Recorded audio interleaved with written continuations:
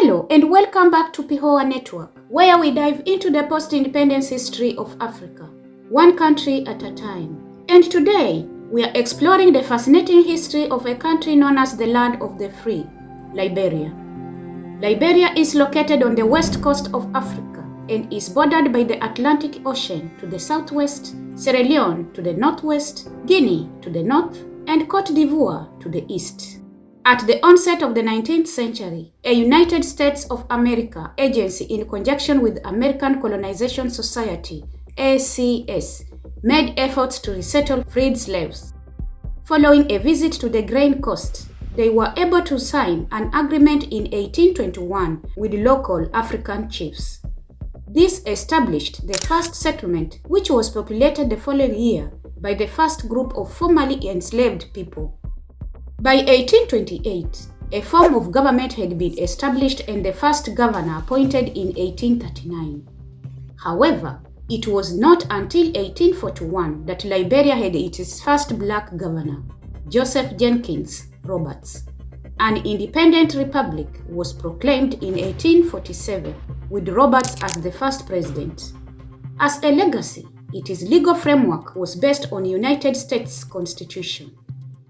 The new nation extended its authority inland, eventually signing treaties with Britain and France in 1885 and 1892, respectively.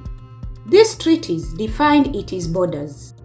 The community of freed slaves, also known as Americo-Liberians, consolidated powers among themselves.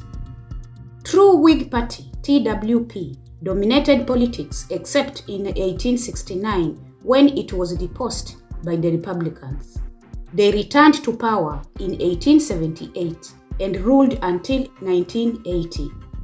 Liberia maintained close relations with the United States. Firestone, an American rubber company, acquired concessions establishing the world's largest rubber plantation in 1926. This, alongside iron ore mining, became the backbone of the Liberian economy. William Tubman, regarded as the father of modern Liberia, rose to power in January 1944. The same year, Liberia joined the Allied powers in the Second World War. As a result, it severed diplomatic relations with Germany. This move had both social and economic effects in Liberia. After the Second World War, the Liberian government was caught up in Cold War politics. It aligned itself with the West. Tubman died in 1971 and was succeeded by William Tolbert. Under Tolbert, more opportunities were created for the natives in governance.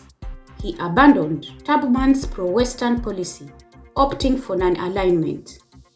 The Americans were not amused with his establishment of relations with the Soviet Union and Eastern Bloc. Public protest in 1979 over plans to raise the cost of rice affected Tolbert's popularity. He was killed in a military coup in 1980 led by Samuel Doe. Doe ruled using the People's Redemption Council, PRC. Relations with the United States were greatly improved, and substantial financial aid started to flow from America. Relationships with Libya and the Soviet Union ceased forthwith. Doe's government gradually became repressive and unpopular. Efforts to redeem its image included approval of a new constitution in 1984. Elections were held the following year, with Doe contesting as a civilian under National Democratic Party of Liberia, NDPL, one of only 3 parties allowed to take part. He won in the heavily rigged election. The American government noted the imperfection but acknowledged the step towards democracy. An attempted coup later in the year was crushed and Doe was duly sworn in January 1986. The end of the Cold War brought instability in Liberia. A civil war broke out when Charles Taylor launched attacks with his National Patriotic Front of Liberia, NPLF, in 1989. Later the following year, Yomi Johnson split from NPLF. The same year, ECOWAS created ECOMOG to restore order in Liberia. During Dawes' visit to ECOMOG headquarters in 1990, Yomi's rebel group captured and killed him. An interim government was formed under Amos Sawyer. He was succeeded in 1994 by a Council of State following an ECOWAS brokered deal. Ruth Perry served as chairperson of the Council of State, which organized elections in 1997. Taylor won and became president. During his tenure, he made significant cuts in the size of the military. His attempt to murder political opponent, Roosevelt Johnson, caused skirmishes, leading to the Second Civil War. In the meantime, Taylor was also involved in Sierra Leone Civil War. Weapons were traded for blood diamonds and child soldiers got involved. Hostilities also increased between Liberia and its neighbors, Sierra Leone and Guinea. There were counter-accusations regarding arming of rebel groups. Liberian women got tired of the political situation. They staged non-violent protests and forced Taylor to attend peace talks in Ghana. The talks were held in 2003 with the United States and ECOWAS urging Taylor to resign, which he did in late 2003. Charles Bryant took over as chair of the National Transition Government of Liberia, NTGL. The NTGL organized elections and the winner, Ellen Johnson Sirleaf, became the first woman president in Africa.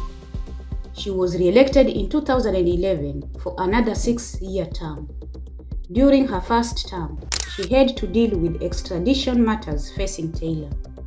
Her second term experienced Ebola epidemic.